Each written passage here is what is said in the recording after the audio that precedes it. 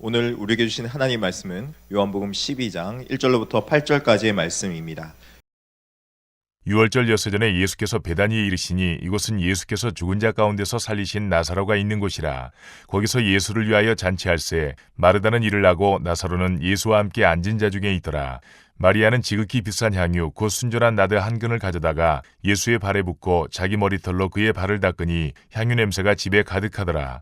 제자 중 하나로서 예수를 잡아줄 가룟 유다가 말하되 이 향유를 어찌하여 300데나리온에 팔아 가난한 자들에게 주지 아니하였느냐 하니 이렇게 말하면 가난한 자들을 생각함이 아니요 그는 도둑이라 돈꾀를 맞고 거기 넣는 것을 훔쳐가미러라. 예수께서 이르시되 그를 가만두어 나의 장래할 날을 위하여 그것을 간직하게 하라. 가난한 자들은 항상 너희와 함께 있거니와 나는 항상 있지 아니하리라 하시니라. 제가 중국에 한 2000년 1999년 11월 25일 날 갔다가 2007년 2월 21일 날 나왔습니다. 그러니까 실제로 교회 사역은 2000년 1월 2일부터 2007년 거의 2월 20일까지 보니까 한 3개월 정도, 7년 3개월 정도 사역을 했습니다. 많은 분들이 중국에 와서 사명을 발견하고 또 예배가 회복되고 또 말씀이 회복되어지고 그리고 대충 살던 사람들이 이렇게 살면 안 되겠다.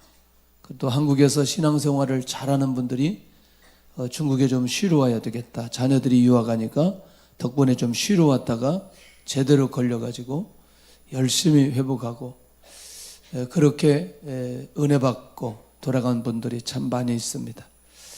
굉장히 많은 분들이 1년에 한 2,000명이 왔다 갔는데 굉장한 숫자들이죠. 개인, 단체. 그런데 놀랍게도 그렇게 많은 은혜를 받았는데 그 받은 은혜를 기억하는 사람은 그렇게 많지는 않았습니다. 다시 연락을 하거나 또 교제를 하거나 그런 분들은 많지 않았어요. 제가 중국에 딱 2007년 2월 21일 날 나와가지고 저를 개인적으로 찾아온 분들은 그렇게 많지는 않았어요. 그런데 간혹 가다가 전화를 하고 또 소식을 전하는 분들이 있기는 있었어요. 그래서 이런저런 생각이 참 많이 들었습니다. 사역을 내가 좀 잘못했나? 뭐 그렇게 대충 했나? 뭐 그러진 않았을 텐데 청년들도 굉장히 수백 명씩 수천 명씩 왔다 갔다 하는데 자기들끼리 모임은 하는데 나는 부르진 않는 거예요. 아주 대단한 일이더라고요. 종종 또 어떤 친구들은 연락하기도 하고 우리 제자들께 있을 때 와서 또 같이 사역하기도 하고 그랬지만 전체적으로 볼 때는 그렇게 기억하는 사람은 많지는 않은 것 같아요. 그러나 그거 다 기억한다면 목회하기가 어려웠겠죠, 제가. 왜냐하면 계속 여운이 남아있기 때문에 중국의 여운 때문에 한국에 제 스스로 정착하기는 어려웠을 것이다. 그런 생각이 듭니다. 우리가 그런 것들이야 시간이 지나고 나면 잘 정리될 수 있다고 생각을 합니다. 그러나 주님과 나와의 관계 속에서 주신 은혜는 절대로 쉽게 잊으면 안 되고 잊어서도 안 되고 반드시 기억하고 인도받아가야 되는데 이 원리를 놓치지 않아야 되겠다. 1980년 세계 복음화 대성회가 열렸는데 여기에 초점이 하나 있습니다. 여기 지점이 하나 있어요. 뭐냐면 복음화 대성회. 그러니까 복음의 눈을 열게 하고 복음의 능력을 내가 경험하게 하고 복음의 비밀을 발견하게 하고 그러니까 예수님의 은혜가 무엇인지를 집중하게 하는 그런 대회였습니다. 그런데 이 대회에 어떤 일이 벌어졌느냐? 대학생 10,000명 이상이 외국에 선교하기로 헌신했어요. 1년 정도. 그때 저도 엉겹결에 일어났다가 중국 갔어요. 항상 그 얘기예요. 안 일어나야 되는데 일어나 버렸어요. 그냥 나도 모르게 일어났어요. 사람들이 일어나니까 그냥 일어나는 줄 알고 일어났다가 하나님이 그걸 기억하시더라고요. 10,000명의 고등학생들이 복음을 위해서 헌신하기로 결단합니다. 그러니까 이제 뒤쪽만 생각하면 안 된다는 거죠. 외국의 선교, 헌신하기로 결단. 무엇 때문에? 복음 때문에. 내가 받은 은혜 때문에. 내가 받은 은혜 때문에 예수님이 누구인지를 더 깊이 경험하고 만남으로 인해 이런 결과가 오게 되는데, 이때 참석한 청년들과 어른들이 헌신했는데 청년들이 3,000명이 헌신을 하고 자녀들을 헌신하겠다고 고백한 사람들까지 한 거의 이때 추산한 100만 명 정도를 봅니다. 자, 이때 이게 복음화 대성회를 통해서 일어나게 되어졌는데, 이게 중요한 한 부분이 있습니다. 우리나라가 세계적인 나라가 될 수 있는 결정적인 길목에 이런 헌신이 일어났다는 겁니다. 이게 굉장히 중요한 부분이죠. 그 이후에 8년 지나서 올림픽이 열립니다. 전 세계에 우리나라가 있다는 사실도 알지도 못했는데 올림픽을 통해서 우리나라가 있다는 사실을 알게 되고, 그 이후에 선교적인 확장이 엄청나게 일어나게 되었습니다. 이때 선교사님들 얘기를 들어보면 올림픽을 하고 나서 우리나라를 아는 사람들이 굉장히 많아졌다. 그래서 선교하기가 그렇게 어렵지 않았다, 이런 얘기를 하는 거죠. 그러니까 이미 80년도에 헌신하고 결단하게 하고, 왜냐하면 그들이 성장해서 선교사로 가기까지는 금방 갈 수는 없잖아요. 그래도 6, 7년, 7, 8년 준비해야 갈 수 있기 때문에 이런 시기를 하나님께서 만들어 주셨다는 게 굉장히 중요하고, 결국 그때 은혜 받은 자들이 어떻게 살 것인지를 결단하는 현장을 우리에게 주셨다는 게 매우 중요한 거죠. 할렐루야. 제가 참 그 교회를 개척하고 얼마 되지 않아서 유초등부 성경학교인지 수련인지 기억은 잘 안 되는데, 어제 제가 가게 되었어요. 그래서 제가 가서 아이들에게 말씀을 전하고, 정말 우리도 하나님 앞에 헌신하면 좋겠다. 우리가 예수님의 은혜가 이 정도이니 헌신하면 좋겠다. 이렇게 콜링을 했더니 애들이 거의 다 일어나는 거예요. 가는 데마다 사실은 이런 일들이 참 많이 일어났습니다. 그것은 복음을 받은 사람들이 어떻게 살아야 될지에 대한 굉장히 중요한 비밀이라고 생각하는데, 그러면 자, 이게 획일적으로 다 일어난 건 아닙니다. 예수님이 사람을 살린 건 3번 살렸습니다. 나인성 과부의 아들을 살렸어요. 이때 그 과부의 아들을 살리고 나서 모든 사람이 하나님께 영광을 돌리기 시작하고, 큰 선지자가 우리 가운데 나타났다고 하고, 그리고 이야, 하나님의 백성들을 사랑하신다는 것을 보여주었다, 이렇게 고백하기 시작합니다. 자, 과부에게 위로가 될까요? 위로가 되지 않을까요? 엄청난 위로가 되었을 거예요. 그냥 위로 정도가 아니라 정말 잊어서는 안 된 그런 은혜를 경험하게 되고, 이때 예수님의 소문이 온 유대와 사방에 두루 퍼지게 됩니다. 두 번째 사건이 뭐냐면 회당장 야이로의 딸을 살리게 됩니다. 처음에 회당장이 예수님을 찾아왔을 때는 이 야이로의 딸이 죽지 않고 살아 있었습니다. 그런데 예수님을 만나는 동안에 누가 사람이 와서 당신 딸 죽었으니 더 이상 예수님 귀찮게 하지 말아라. 그런데 예수님께서 그 현장에 가서 결국 이 아이는 죽은 게 아니고 뭐 한다고? 잔다고 얘기합니다. 그리고 달리다금 소녀야 일어나라, 이렇게 말씀하시고 이 소녀를 살립니다. 이것도 놀라운 거 아니겠어요? 야이로의 입장에서는 죽은 딸이 살아났으니 그에게 있어서는 예수님에게 뭘 받은 거죠? 은혜를 받은 거죠. 은혜를 받은 거. 이 표적으로 사람들이 크게 놀라게 됩니다. 세 번째 살리는 사람이 누구냐면 지난주에 우리가 11장에 보았던 마르다 마리아의 오라비 나사로였습니다. 사실은 부활의 믿음을 열어놓으시기 위해서 하나님의 영광을 나타내시기 위한 표적을 마리아, 마르다, 그 다음에 유대인들 수많은 사람들에게 보여줍니다. 모든 사람들이 직접 목격하도록 이 표적을 보여줍니다. 그런데요, 놀라운 일이 벌어지는 거죠. 왜 놀라운 일이 벌어지느냐? 죽은 자가 살아났으면 살아있는 사람은 예수님이 누구인지 확인할 수 있는 기회가 되는 거 아니겠어요? 그리고 마리아와 마르다에게는 말할 수 없는 은혜 아니겠어요?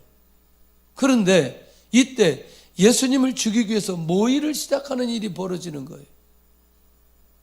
놀랍잖아요?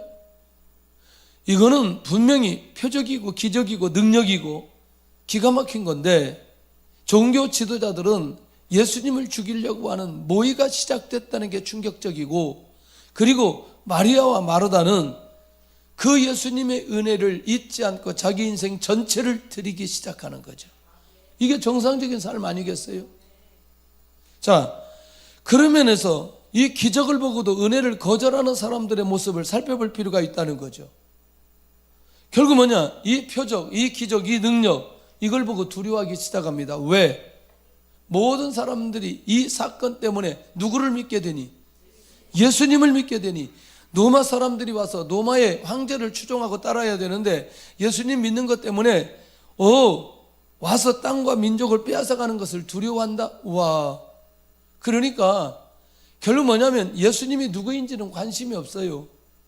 정치적으로 혹은 자기들의 욕심, 자기들의 인기에 의해서 예수님을 그대로 놔두면 안 되겠다는 생각을 가지고 있다는 거죠. 왜? 모든 사람의 시선이 누구에게 집중되니? 예수님에게 집중되고, 또 예수님을 믿기까지 하는 것은 지금 이 시대에 일어나면 안 된다는 불안감 속에 이 종교 지도자들이 가지고 있는 것을 보게 된다는 거예요. 자, 48절 한번 보겠습니다. 48절 시작. 만일 그를 이대로, 11장 48절 내가 엄청 잘못했어요. 11장 48절 시작.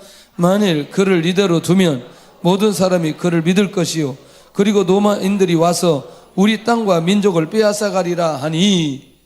이해되시죠? 이제 분위기와 배경은 이해되시죠? 자, 동일하게 이들도 은혜를 기억하고 어떤 면에서 은혜 받은 자의 삶을 살아가야 될 결정적인 상황인데, 이 두려움이 그들을 지배함으로 예수님을 통해 주셨던 은혜를 거절하는 단계까지 가는데, 이 말이 무슨 말이냐면, 한 사람만 약속 언약을 기억해도 은혜를 알게 된다. 그 말이 뭐냐면, 그의 대제사장이 뭔가 깨닫기는 하는 거죠. 구약의 약속에 예수님에 대해서 뭐라고 얘기했는지. 근데 그분이 바로 이분인 거는 인정하지 못하는 거예요. 구약에 약속된 메시아라는 사실은 이미 약속했기 때문에 알기는 알겠는데, 그 약속된 분이 지금 이분이라는 건 믿지는 못하겠다는 거예요. 그 내용을 얘기하는 거죠. 한 사람이 민족이 망하지 않도록 하기 위해서 오셨다. 누가? 예수님 오신다는 거죠. 근데 그분이 누구예요? 지금 누구를 살린 거죠? 나사로를 살린 분이 되니까요. 그러니까 그렇게 연결시키지를 못하는 거죠. 그분이 약속과 성취를 위해 오신 메시아임을 믿지 못하니까 결국 예수님을 통해 주신 은혜를 마음껏 받고 누리고 고백하고 인도받아야 되는데, 그럴 만한 여유가 그들 안에 있지 않은 거죠. 왜? 목적과 중심과 방향이 다른 데 있기 때문에. 다른 데 있기 때문에. 누구에게 집중되지 않으니? 예수님에게 집중되지 않으니. 예수님에게 집중되면 내가 보이는데, 내가 누구인지 보여지고, 내가 받은 은혜가 무엇인지를 알게 되는데, 이것에 대해서 전혀 관심이 있지 않는. 그러니까 이게 어마어마한 일이거든요. 어마어마한 일이거든요. 여러분들, 우리 은혜 받았어요? 안 받았어요? 받았어요. 은혜 받았다는 얘기를 별로 조금밖에 안 하네. 은혜 받았어요? 안 받았어요? 그러니까 우리 은혜 받았다는 걸 뭐냐면, 우리 생각에 미치는 만큼 은혜가 임해야 된다니까요. 근데 그렇지 않다니까요. 진짜 중요한 은혜는, 진짜 중요한 은혜는 우리 생각과 전혀 다른 거예요. 그럼 한번 보세요. 예수님 앞에 부르심을 받고 예수님을 만나고 인격적으로 주님의 복음을 전하는 사도 바울의 입장에서 보면 평생토록 그에게 따라온 것은 유대인들이에요. 가는 곳마다 누가 따라다녀? 유대인들이 따라와서 복음을 막았거든요. 물론 나중에 순교하는 단계까지 이르렀어요. 그런데 그 사도 바울이 하는 말이 뭐래요? 내가 이제 사는 것은 하나님의 아들을 믿는 믿음 안에서 사는 것이다. 뭐 그렇게 툭툭 던지고, 선언해가 되어 낙심하지 말지니 때가 되면 열매를 맺게 하리라. 그러니까 열매를 거두리라. 결국 뭐냐면 아직 열매가 맺지 않아도 반드시 열매가 올 것이라는 기대 속에 그렇게 사람들에게 선포하고, 그리고 교회가, 빌립보 교회가 기쁨이 없으니까 주 안에서 기뻐하라 그렇게 얘기하고, 그런데 실제로 사도 바울은 어떤 모습이고, 아니 고난당하는 모습이고, 실제로 사도 바울은 감옥에 있는 모습인데 감옥에서 주 안에서 기뻐라 이런 얘기를 계속해서 하는. 그러니까 무슨 말이냐면 사도 바울은 복음의 가치를 분명하게 이해했기 때문에 현실적인 문제를 가지고 은혜를 깎아내리는 법이 없었다는 거예요. 은혜를 축소시키는 삶을 살지 않았다는 얘기예요. 그러니까 우리가 눈이 열려야 될 게 뭐냐면 내가 원하는 대로 다 이루어졌기 때문에 은혜라고 말하는 건 지극히 제한적이라는 거예요. 내가 원하는 대로 이루지 않아도 여전히 하나님의 은혜는 우리에게 주어지고 있고, 할렐루야. 그리고 지금은 이해할 수 없지만 그것이 지나고 나서 보니까 진짜 은혜였던 것을 고백할 수 있다니까요. 그런데 이 감각이 없으니까, 종교 지도자들이 이 감각이 없으니까, 그분이 이분인지를 모르니까, 그러면 내가 어떻게 살아야 될지 삶의 방향이 결정되거나 나오지가 않는다는 거예요. 무시무시한 거거든요. 그러니까 이런 무지, 이런 안타까움, 무슨 얘기냐면 표적과 언약 앞에서 끊임없이 갈등함으로 은혜를 거절하는데, 아니 세상에 그 메시아가 오면 그는 민족을 위하고 흩어진 하나님의 자녀를 모아 하나가 되게 한다. 이론은 알고 있다니까. 이론은 왜? 구약에 얘기했기 때문에 그들을 위해서 죽으실 것이라는 정보만 가지고 있는 거죠. 정보만, 지식만 있다는 거죠. 근데 무엇은 없어요. 아니 믿음이 없다는 건 뭐가를 느끼지 못하니, 은혜를 느끼지 못하니 믿음이 생기지 않고, 믿음이 생기지 않으니까 은혜 받은 자의 삶으로 가기가 어렵다는 거예요. 그러니까 우리가 은혜 받은 자의 삶으로 가려면 기본적으로 뭐가 되어야 되느냐? 내가 예수 그리스도 안에 있는 삶이 어떤 삶인지가 보여져야, 이 원인이 있어야 결과적 삶을 살아갈 수 있다. 아멘? 그러니까 아까 처음에 서론 얘기할 때 복음화 대성이가 그만큼 이게 중요한 의미가 있다는 걸 기억해야 된다는 거죠. 그러니까 예수님에게 집중하면 집중할수록 뭘 깨닫게 되느냐? 은혜를 깨닫게 되어진다. 은혜를 깨닫게 되어야 돼. 아멘? 그런데 예수님에게 집중하지 않으면, 예수님 앞에서 내가 누구인지 발견되지 못하면 나에게 주신 은혜가 무엇인지 알 수 없다니까요. 전혀 알 수 없다니까요. 어떠세요? 우리나라가 이 변화되는 80년, 90년, 그 다음에 2000년, 2010년도 이런 한 10년 단위로 변화되는 거 혹시 보셨어요? 1980년생이구나. 그 전에 한 50년 혹은 한 50년 더 40년이면 너무나 80대인데. 일찍이 좀 사신 분들은 아마 10년 단위로 우리나라의 변화를 조금이라도 보지 않았겠냐는 거예요. 조금이라도 보지 않았겠냐. 그렇다면 우리 민족 자체만으로도 그 6.25를 겪으면서, 그 음식, 그러니까 먹는 것 때문에 고민하는 시간을 겪으면서, 생존하는 문제를 겪으면서 얼마나 고난의 시간을 보냈냐는 거예요. 그런데 그때 많은 사람들이 어디로 모이기 시작했느냐? 교회로 모이기 시작했어요. 예수님 믿기 시작했어요. 헌신하기 시작했어요. 그리고 무수한 교회가 교회를 지었어요. 우리가 성전교회 건축해야 된다고 해서 그런 얘기가 아니고, 무수한 교회들이 50년, 60년, 70년대 교회를 지었어요. 그런데 그런 결과들이 80년, 90년, 2000년대 결과물로 나타나기 시작해요. 성도의 삶 속에, 성도의 기업 속에, 부분적으로 아니면 전체적으로, 이것이 국가적으로 하나님께서 어떤 은혜를 우리에게 주셨는지를 지나고 나서 볼 때에, 이건 진짜 하나님의 우리가 생각하는 눈에 보이는 은혜였구나. 본질적인 은혜를 깨닫고 그것에 대한 감각이 있으면 이 지식이 뭘로 나오느냐? 내 안에 믿음으로 나오게 되고, 내 안에 믿음으로 나오게 된다는 건 그 다음에 은혜 받은 자의 삶으로 이어질 수 있다는 거죠. 우리가 어디에서 꺾어지느냐? 이론적인 건 알겠는데, 지식은 알겠는데, 감사하는 건 알겠는데, 문제는 뭐냐면 현실의 문제 때문에 다 꺾어지는 거죠. 꺾어지는 거죠. 어느 분이 결혼했는데 3개월 만에 남편이 나가버렸어요. 29년 동안 집에를 안 들어요. 29년 동안 집에 안 들어오면 어떻게 해야 되겠어요? 응? 성가대 29년 동안 남편이 안 들어. 그 남편이 버린다 그러잖아. 버린다 그러잖아. 성가대가 저 버린다는 거예요. 성가대가 버린대. 29년 만에 나타났어요. 받아야 돼, 안 받아야 돼? 뭐라는 거예요? 못 받는다고? 그 실제로 받았어요. 그래서 막 이제 회개하는 거지, 돌아와가지고. 뭐 하고 다녔냐? 어떻게 살았냐? 이분이 운전하는 분인데, 이게 어디 쪽방에서 살다가, 이게 제정신이 아닌 거죠. 근데 29년 동안 이분의 믿음을 그렇게 키웠어, 아내의 믿음. 그 남편을 받을 수 있는 정도까지 키워주신 거예요. 그러면 아까 그 29년 동안 결혼한 지 석 달 만에 나가버렸는데 그걸 기다리는지 안 기다리는지 그건 모르겠지만 하여튼 계속 하나님의 은혜라고 고백하면서 살 수 있겠냐는 거예요. 집을 나간 남편을 바라보면서. 그러니까 현실적인 문제는 우리로 하여금 내가 누릴 수 있는 은혜를 다 빼앗아가 버린다는 거예요. 아마 누구라도 쉽지 않겠죠.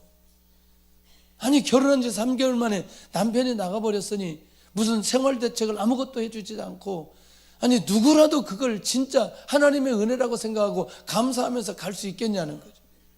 그런데 그 기간 동안 믿음이 자라게 만들고 그 남편을 받아서 다시 남편으로 섬길 수 있는 그런 데까지 가버린 그건, 지나고 나서 보니 오히려 그것이 그 떨어져 있는 습관 속에 너무나 고통스러운 시간이었지만 지나고 나서 보니까 그것 또한 은혜였다고 고백할 수 있는, 실제로 이게. 그러니까 이 말은 무슨 말이냐면 우리의 현실적인 문제 때문에 하나님께서 주시는 본질적 은혜를 잊어서는 안 된다는 거죠. 잊어서는 안 된다는 거예요. 그게 만약에 그게 잊어버리니까 지금 종교 지도자들처럼 이런 식으로 삶을 살아가는데 이게 너무나 불행하다는 거죠. 보세요. 11장 53절 어떤 일이 벌어지는지. 시작. 이날부터는 그들이 예수를 죽이려고 모이 아니라, 이게 제정신은 아니죠. 자기들과 아무런 상관이 없는 예수님. 그런데 죽은 자를 살린 그것 때문에 예수님을 죽이려고 한다는 거예요. 이들의 모습을 보신 예수님께서 어떻게 하시느냐? 다시 유대인 가운데 드러나게 다니지 않으시는 거예요. 빈들 가까운 에브라임이라는 동네에 가셔서 제자들과 함께 머문다는 내용이 54절에 있는 내용이에요. 진주를 진주처럼 알아야 진주의 가치를 느끼게 되는데 진주가 무엇인지 알지 못하는 거죠. 진주 던져봐야 무슨 의미가 있어요? 결국 오늘 이 종교 지도자들이 기적을 보고도 은혜를 거절하는 기가 막힌 모습을 우리에게 보여주시고 있다는 거죠. 혹시라도 주님이 내가 은혜를 거절함으로 인해서, 은혜를 알지 못함으로 인해서 결국 나에게 숨기고 있는 부분은 없는지, 나는 베푸신 은혜를 기억하고 있는가, 잊어버리고 사는가. 그렇다면 오늘 두 번째 중요한 핵심입니다. 예수님의 은혜를 기억하고 받은 자의 삶은 놀랍게도 마리아 마르다는 예수님이 오신다는 소식을 듣고 뭐 하느냐? 잔치하는 거예요. 잔치. 기가 막힌 잔치. 예수님께서 자신들을 위해서 이 죽은 오라버니를 살렸다는 그것이 우리가 예수님에게 할 수 있는 최선은 뭐냐면 잔치하는 거예요. 예. 나사로의 부활 사건이 이들이 주님 앞에서 더 은혜를 기억하고 살아갈 수 있는 결정적 계기가 되어진 거죠. 할렐루야. 예. 그러니까 여기 6월절 엿새 전에 예수께서 베다니에서 이르신 이곳은 예수께서 죽은 자 가운데 살리신 나사로에 있는 곳이라. 거기서 예수님을 위하여 잔치할세. 뭐 할세? 잔치할세. 잔치의 특징은 뭐예요? 에? 잔치의 특징은 음식을 많이 해요. 평소에 안 했던 음식을 많이 하는 거예요. 그렇죠? 예. 결혼식의 특징이 뭐죠? 음식을 많이 합니다. 음식을 많이 하고 다양한 음식을 하고 사람을 초청합니다. 그건 뭐냐면 예수님이 누구인지 분명하게 마르다와 마리아가 알고 있고 그걸 잊지 않고 있다. 이게 첫 번째 기본적인 겁니다. 예수님을 환영하는 거죠. 예수님을 환영하는 거죠. 주의 큰 은혜가 있기를 원합니다. 예. 참 저는 그렇구나. 뭘 그러냐. 신방 같은 데 가보면 어떻게 집이 그렇게 깨끗한지 모르겠어요. 도대체 이 집에서 뭐 이렇게 다닐 수 있겠나. 뭐 먼지 떨어뜨리면 안 들어갔대요. 안방에도 꼭 제가 들어가 봐요. 안방에도 보면 왜 이렇게 깨끗해. 평상시에 이 집이 이런 거 보구나. 평상시에 이러겠지? 왜 우리 집은 안 되지 이렇게? 이런저런 생각이 막 왔다 갔다 해. 왜 이렇게 깨끗하죠? 그건 뭐죠? 신방을 받겠다는 의지가 있는 거죠. 환영하는 거죠. 준비하는 거죠. 귀한 모습이죠. 자, 부활에 대한 믿음이 약한 때가 있었던 자매들의 모습 있잖아요. 내 오라버니가 살아나리라. 알겠습니다. 마지막 날에 살아날 줄 아나이다. 아니 예수님 왜 이제 오세요? 예수님이 계셨다면 우리 오라버지 죽지 않았겠는데.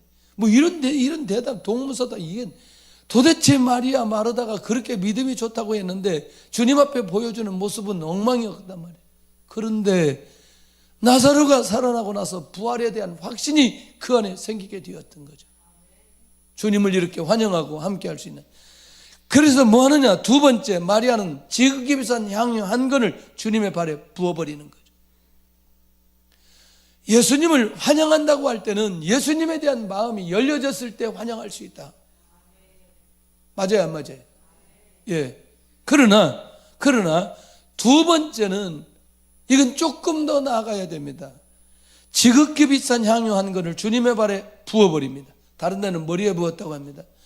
은혜를 아는 자에게 향유 가격이 전혀 문제가 되잖아요. 향유는 300데나리온, 노동자 하루 품삯값. 그러니까 적지 않은 금액의 향유. 그리고 결국 시집가야 될 사람에게 있어서 향유는 매우 절대적이다. 그런 성경학자들은 그런 말을 해요. 그러니까 이 마리아에게 있어서 가장 중요한 것, 가장 가치 있는 것, 절대로 놓쳐서는 안 되는 그 향유를 주님의 발에 부어버리는 거죠.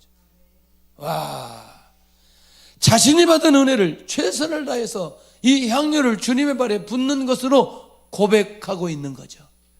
그만큼 나에게 있어서 우리 주님은 절대적이라는 거죠. 절대적이라. 할렐루야. 주의 은혜가 있기를 원합니다. 혹시 우리 안에서 정말 이런 마음이 있나요? 예수님 앞에서 나의 가장 중요한 절대적인 것을 주님께 붓고 주님 앞에 헌신하는 이런 모습들. 주의 은혜가 있기를 원합니다. 저희 경기 세관함교회 처음에 막 이렇게 할 때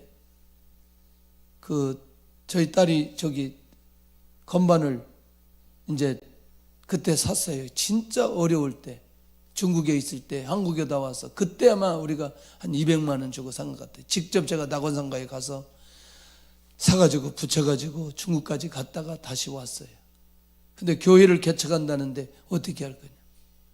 그래서 그거 주었어요. 그거 주니까 또 사줘야 되는 거예요. 새 것이 생기는 거예요. 헌 것 주었는데 새 것이 생겨요. 이건 쉬운 문제는 이런 악기를 다루는 사람들에게 있어서는 굉장히 중요한데 주라고 하니까 주기는 하는데 우리가 우리의 삶 속에서요 이 마리아가 보여줬던 이거는 이 말은 쉽지만 실제로 행동으로 옮기기는 쉽지 않다. 정말 쉽지 않다. 이렇게 조용할까 쉽지 않다. 그렇지 않다. 그렇게 해야 되는데 그러니 뭐가 있으니 내 안에 받은 은혜가 있으니까 이거는 이 마리아에게 있어서 전혀 중요한 게 아닌 거죠. 깨트려 버리는 거죠. 할렐루야. 나사로의 부활이 예수님을 메시아로 완전하게 믿을 수 있는 결정적 계기가 되어버렸다. 이게 중요한 거죠. 아멘. 오늘 우리의 삶 속에 내 안에서 주님의 은혜를 잊지 않고 갚을 수 있는 이 구체적인 것들이 우리 안에 일어나면 얼마나 좋을까, 얼마나 좋을까. 할렐루야. 시간이 지나가면서 내 안에서 그런 믿음의 행위가 은혜 받은 것을 기억하고 이렇게 나의 것으로 예수님을 높여드리고 예수님을 인정하고 그리고 은혜 받은 자의 삶으로 갈 수 있는 부분이 있다. 할렐루야죠. 그런 마음이 내 안에 일어나고 그것이 행동으로 옮겨지고 그것이 헌신으로 이어지고 그것이 순종으로 이어지고 그것이 헌물로 이어지고 그것이 몸으로 이어졌을 때 정말 귀한 삶 아니겠나. 오늘 우리의 삶 속에 이런 은혜를 기억하고 인도받는 귀한 시간들이 되었으면 좋겠습니다. 중국에 있을 때 한 청년이 왔습니다. 한 청년은 반주자였습니다. 한국에서 피아노 반주를 하고 피아노 전공을 하고 또 학교인지 유치원인지 어디에서 가르치는 친구였어요. 그런데 와서 1년 동안 반주를 하는 거예요. 무보수로 그냥 헌신하는 거예요. 어떻게 연결이 됐는지 그냥 헌신하는 거예요. 그런데 그 모습이 정말 귀해 보이는 거예요. 나중에 보니까 유치원 교사도 와서 헌신하기도 하고 우리하고 상관없지만 다른 이렇게 하면서 교회는 이제 저희 교회를 섬기는데 반주는 이제 교회를 섬기고 그러면서 이제 중국의 그 교회들 반주자들이 필요할 때 거기 가서 아이들을 10명씩 20명씩 또 반주를 가르치고 그런데 이 모습이 굉장히 귀하게 보이는 거예요. 나중에 이제 저는 그렇게 하고 잊어버렸는데 얼마 전에 한참 지나고 나서 그 결혼이나 그 이후의 삶을 들어보니 역시 하나님 멋있다. 그런 걸 느낄 수 있을 정도로 오늘 우리가 어떤 형태로든지 이 마리아의 모습이 나의 모습이 되도록 깨어 있어야 되는데 이 세 번째가 굉장히 충격적이에요. 향유를 깨뜨렸는데 세상에 자기 머리털로 예수님의 머리를 닦고 있다는 게 충격적이죠. 가장 낮은 자리에서 가장 높은 분에게 뭐하고 있느냐? 경배하고 있는 거죠. 자신을 낮춰서라도 누구만 높일 수 있다면 예수님만 높일 수 있다면 내가 어디까지든지 낮아질 수 있는 모습으로 가버리는 이 마리아의 모습인 거예요. 할렐루야. 그러니 내가 가지고 있는 무엇을 가지고도 주님을 내가 높이기도 하지만 내 몸을 통해서 주님을 높일 수도 있구나 라는 사실을 마리아를 통해서 보여주는 거죠. 머리털로 주님의 발을 닦는다. 할렐루야. 그러니 이렇게까지 낮아질 수 있다. 낮아질 수 있는데 이 마리아는 전혀 어렵지 않는 거죠. 여러분들 꼭 하나 기억하셔야 돼요. 혹시 전도하는데 사람들이 거절할까 봐 수치감을 느끼는 부분이라면 주님과 나와의 관계를 한번 정리해 볼 필요가 있어요. 제가 처음 전도를 제자들께서 시작하려고 할 때 처음에 그런 마음이 들었었어요. 이 사람들이 안 받으면 내가 수치감을 느낄 텐데 어떻게 할까. 그것을 극복하기 위해서 같이 했어요. 그런데 지금은요 전혀 문제가 되지 않아요. 진짜 복음의 가치와 복음의 능력이 있으니까 사람들이 받거나 받지 않거나 사람들이 나에게 수치감을 주거나 주지 않거나 전혀 문제가 되지 않아요. 지난번에 여기 부침개하고 제가 이렇게 서 있으니까 어떤 분이 탁구장에 있던 분이 저를 안 보려고 도망가다가 제가 이름 불러가지고 다시 왔어요. 혹시라도 제가 수치감을 느낄까봐 저를 모르게 이렇게 도망가다가 그 수치로 느끼지 않는 건데 우리도 모르게 전도의 두려움이 뭐냐면 수치감 때문에 그런 거거든요. 두려움 때문에 그러는 거거든요. 여러분들 진짜 내가 예수님을 인격적으로 만나고 주님의 은혜를 기억한다면 나를 낮춰서라도 주님을 높일 수 있다면 그것이 어떤 현장이든지 문제가 되지 않는다는 거예요.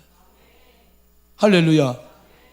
그러니까 내가 그렇게 해서라도 주님을 증거하고 주님을 나타낼 수 있는 거라면 그 사람은 지금 그 은혜 갚는 자리, 내가 받은 은혜를 주님 앞에 이렇게 해서라도 그런 삶을 살아가는 그것은 얼마나 귀하고 아름다운 삶이냐는 거예요.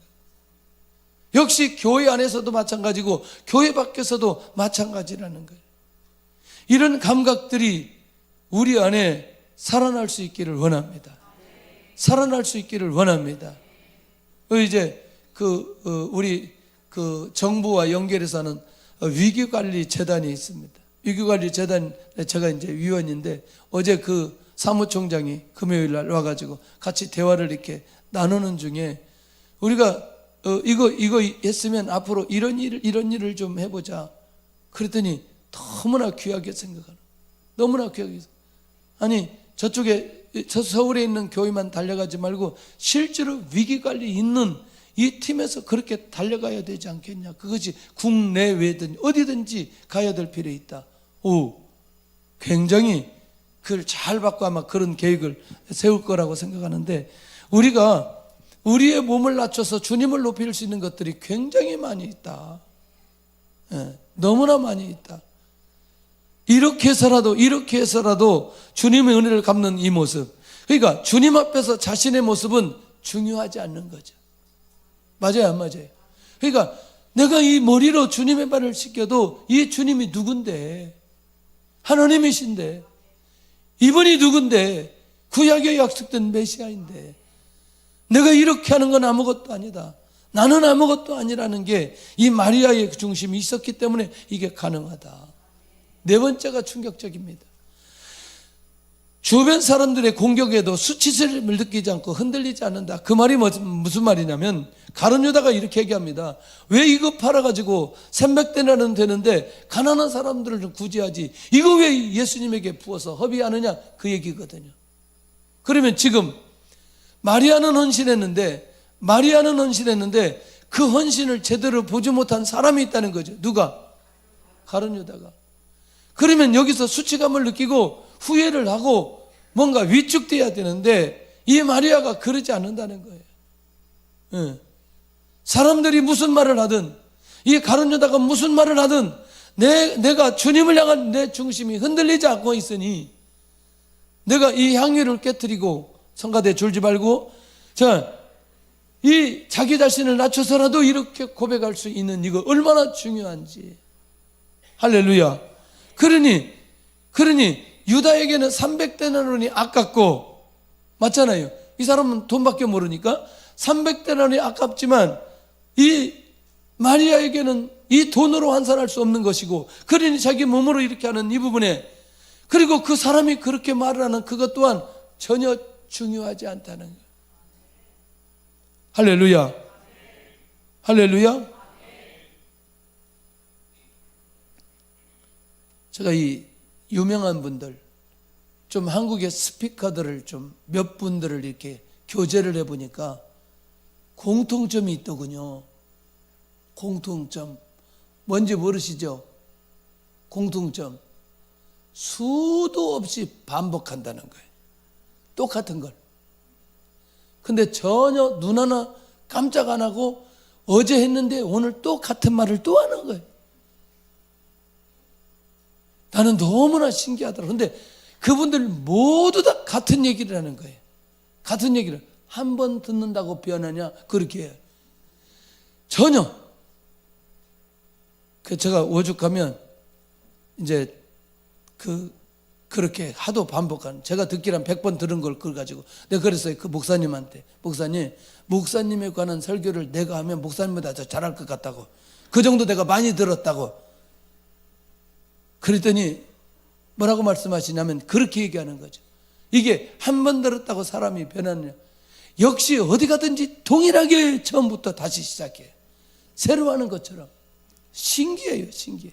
그러니까 누가 무슨 말을 하든지 이미 그걸 계속해서 반복하면서 하는데 놀라운 건 거기 역사가 일어나. 그러니까 무슨 말이냐면 다른 사람의 말이 중요하지 않는 거예요. 다른 사람의 말이 중요하지 않는 거예요. 사람의 시선이 중요하지 않는 거예요. 이게 우리가 가져야 될 자세 중에 매우 중요한 자세다. 진짜 은혜를 기억하고 그 은혜 받은 자의 삶으로 살아가려면 결국 이렇게 어떤 수치심을 느껴서도 절대로 이 부분에 흔들리지 않아야 된다. 지금은 안 그래요. 제가 왜 지나간 얘기를 자꾸 하냐면, 지금 얘기면 현실적인 문제 될까봐, 이제 그 북경에 보면은 대표적인 교회가 있었고, 저희 교회는 나중에 출발했지만 이제 조금 부흥이 빨리빨리 되고, 그러니까 이 대표적인 교회에 다니시는 분들이 우리 교회 어른들이 혹시라도 나오면 이렇게 말하는 거죠. 그거 뭐 학생들만 다니는데 왜 그런 교회 가냐고 이렇게 얘기하는 거죠. 야, 여러분 어떻게 말을 그렇게 하냐고요. 그런데 정말 놀라운 건 저희 교회 오는 분들은 진짜 은혜를 사모하고 사명 때문에 오기 때문에 전혀 개의치 않고 오는 거예요. 멋있더라고요. 예? 그러니까 여러분들 이 교회를 나가더라도 그렇게 수치감을 주게 만드는 거예요. 수치감을 주게. 그러니까 우리가 신앙생활하는 데 있어서 가장 무서운 게 뭐냐면, 내가 수치를 당하면서도 그것을 이기고 신앙생활하는 사람은 절대 흔들리지 않아요. 어떤 상황이 나도 흔들리지 않아요. 예, 내가 주님 앞에 헌신하고 충성하는데 사람이 끝까지 나를 수치심을 주는데도 결국 그걸 포기하지 않고 가는 그 사람, 나중에 보면은 이 마리아 주님에게 칭찬받거든요. 예? 할렐루야.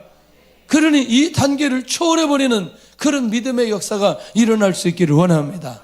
할렐루야.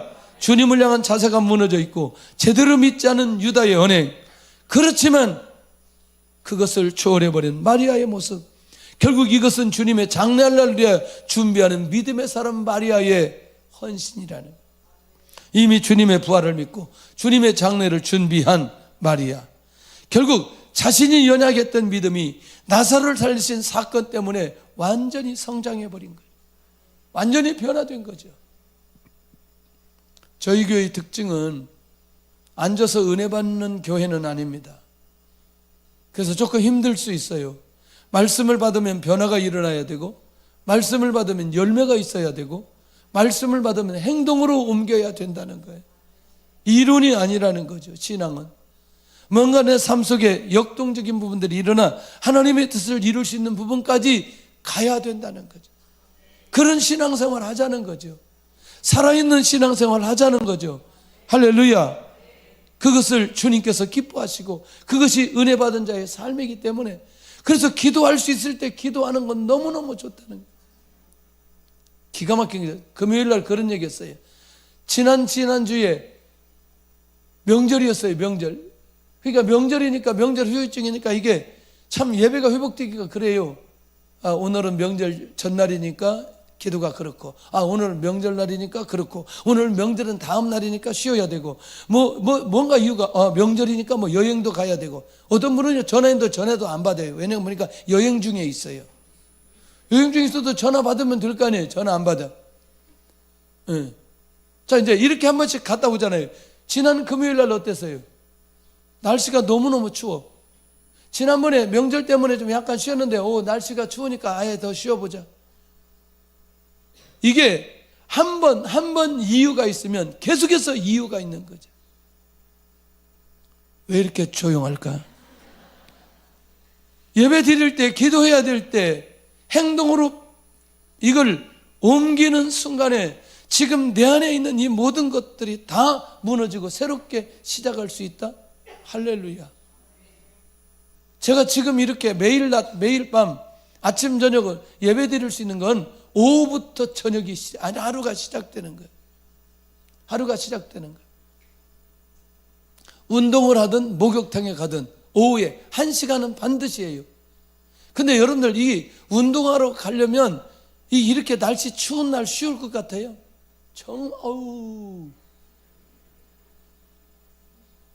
저는요 정말 추위 싫어요. 정말 왜 이렇게 춥냐 날씨가. 아까도 여기 앉아있는데 이 히트 안 된다고 그래가지고 등짝이 시려운데 막 죽겠어요. 그런데 운동하러 나간다? 이야, 제가 영하 8도에서 반바지 입고 축구했어요. 그래서 제가 깨달았어요. 여자들이 미니스커트를 입는 이유를 알았어요. 왜냐면 그렇게 해도 안 추워. 그게 진짜로 운동할 때는. 근데 하고 나면, 운동을 하고 나면 얼마나 몸이 회복되는지 몰라. 다시 다음의 일을 할 수 있는 힘이 생기는 거예요. 이상하죠, 구조가. 운동을 하면 피곤하고 힘들고 그래야 되는데 다음에 일할 수 있는 힘이 생기는 거예요. 영적으로 내가 힘들어서 주저앉으려고 할 그때에 다시 일어나 하나님 앞에 헌신하고 내 몸이 움직였을 때는 나도 모르게 새로운 영적인 힘이 솟아나게 되어 있다는 거예요. 근데 이 마리아는 죽은 오라버니 살아나는 그것이 결정적인 기회가 되어지는. 할렐루야. 자신에게 주신 기회를 놓치지 않고 행동으로 옮긴 이 마리아의 모습. 그런데 은혜를 잊지 않고 살았던 사람들이 있어요. 첫째는 거라사 군대 귀신 들린 자 기억하시죠? 이게 5장 1절부터 20절까지 쭉 이어지는 내용이거든요. 군대 귀신이 떠나고 나서 그가 뭐 하기 시작하느냐? 예수님께서 자기에게 이렇게 큰 일을 행하셨다고 대가볼리에 다니면서 사람들에게 말하기 시작하는 거예요. 그러니까 사람들이 이 사람을 알아요, 몰라요? 알죠. 그러니까 진짜 달라진 그 모습을 보고 이상하게 여기기 시작하는 거예요. 두 번째는 예수님이 두 눈이 열린 두 맹인의 눈을 뜨고 난 이후에 마가복음 9장 31절에 나가서 막 예수님에 대한 소문을 막 퍼뜨리기 시작하는 거죠. 누가 우리 눈을 뜨게 했다고? 예수님, 당연한 거 아니겠어요? 누가 우리를 구원했는데? 누가 우리를 이렇게 만들었는데? 누가 우리를 예배자로 만들었는데? 누가 우리를 천국 가게 만들었는데? 자신들의 과거의 삶과 지금의 삶을 잊지 못한 사람들의 고백 아니겠어요? 할렐루야. 10명의 나병 환자가 치유받았는데 한 사람만 예수님께로 찾아와요. 누가복음 17장 18절에 예수님께 찾아와 발 아래 엎드려 감사하며 경배하는 거예요. 그런데 이 사람이 누구냐? 사마리아 사람인 거죠. 주님이 말씀합니다. 그 9은 어디 있느냐? 내 믿음이 너를 구원하였느니라.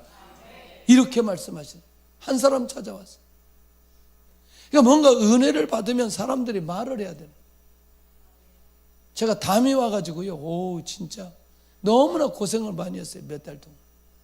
그러더니 중국에서 우리 그 신앙생활 했던 분이 한국에 와가지고 이 아로마로 연구해서 화장품을 만들어가지고 내가 아프다니까 이거 좀 바르라 그러는 거예요. 근데 그랬어요. 딱 그 자리에서 이거 발라서 나으면 난리 날 거라 그랬어요. 그랬더니 우리는 이런 일이 많이 일어났기 때문에 그런다고 그러는 거예요. 그래서 이제 설마 나을까? 발랐어요. 이렇게 발랐어요. 지금 하나도 오죽하면 집에도 목베개, 목양실에도 목베개 갖다 놓고 있어요. 목이 너무나 아프니까. 나았다니까요. 그러더니 아까 김선영 전사 올라오더니 목사님 저도 담 걸렸는데 그것 좀 달라고. 아까 가져갔어요 지금. 자, 이건 뭐냐? 나았기 때문에 내가 말하는 거 아니겠냐. 사람에게 지극히 정상 아니에요? 이게 은혜 받은 사람의 모습 아니겠어요? 큰일 났네. 담 걸린 사람도 다 오게 생겼어요 지금. 그게 담 정도가 문제가 아니라니까 지금. 나중에 얘기하고. 성전 미문에 앉아있던 안진뱅이의 치유는 그 일어나 걷기도 하고 뛰기도 하고 하는 역사가 일어나는데 자신에게 일어난 변화를 타인에게 몸으로 고백하는 거예요. 멋있어요? 멋있잖아요. 이 정도 되어야 되는 거지. 예수님 믿고 구원받았는데 그냥 이대로 살아요? 안 되잖아요. 할렐루야. 자, 마지막 이분 소개하고 함께 우리 기도하겠는데요. 메콩강 빈민촌의 물새 선생이라는 책의 주인공 김연희 선교사님. 예. 대학 때 복음을 받고 너무나 감격스러워서 단기 2주 동안을 헌신하기로 합니다. 메콩강에 가서. 근데 거기서 보니까 열악한 환경 속의 아이들, 이 아이들을 보면서 이들이 자신이 필요하다는 사실을 알게 되어져요. 그래서 이것이 하나님의 부르심이라고 생각하고 1년만 봉사하겠다고 결정을 합니다. 그러니까 가족, 친구, 주변 모든 사람들이 만류하기 시작합니다. 시집 가야지. 지금 어디 가서 뭐 하느냐. 여자들 시집이 굉장히 중요하잖아요. 에? 결혼은 반드시 해야 됩니다. 할렐루야. 그랬더니 지난번에 45 드신 자매님이 중매해달라고 연락이 왔어요. 중매하겠는데 누구하고 하겠냐 그랬더니 연하한테 좀 해달라고. 그래서 제가 대놓고 그랬어요. 양심 좀 있어봐라 그랬어요. 그 나한테는 50살을 넘은 사람이 감동이 오는데 40살도 있는데 사람이 양심이 있어야지 어떻게. 그랬더니 아무 소리 안 했어요. 자, 쉬운 문제는 아니다 이게. 자, 1년만 단기 선교로 헌신하겠다고 했던 그가 이게 끝내지를 못하는 거죠. 아이들의 눈이 밟혀서 우는 날이 더 많아서 울세 선생으로 바뀌어지는 거예요. 자, 그 일을 그만둘 수 없어 그곳에 남기로 하고 헌신합니다. 그런데 자신이 결핵에 배에 구멍이 나고 눈은 망막박리라는 실명위기를 경험하게 됩니다. 와, 더 충격적인 건 아버지의 사업 부도 소식을 들으면서도 그가 그 자리를 떠나지 못하는, 주셨던 은혜, 아이들에 대한 생각, 사역이 보여져서 떠나지 못하는 은혜 받은 자의 삶은 바로 이렇게 살아간다는 것이죠. 저는 제대로 은혜를 받았다고 생각을 하고 이렇게 해서라도 그 은혜를 감당하는 사람들이 있다는 사실을 잊지 않아야 된다는 겁니다. 내가 주님께 받은 은혜는 무엇인가? 나는 그 은혜를 잊지 않고 기억하며 살고 있는가? 이제라도 은혜 받은 자의 삶으로 살기를 원하는가? 할렐루야. 찬양하면서 예물 드리는 시간 갖겠습니다.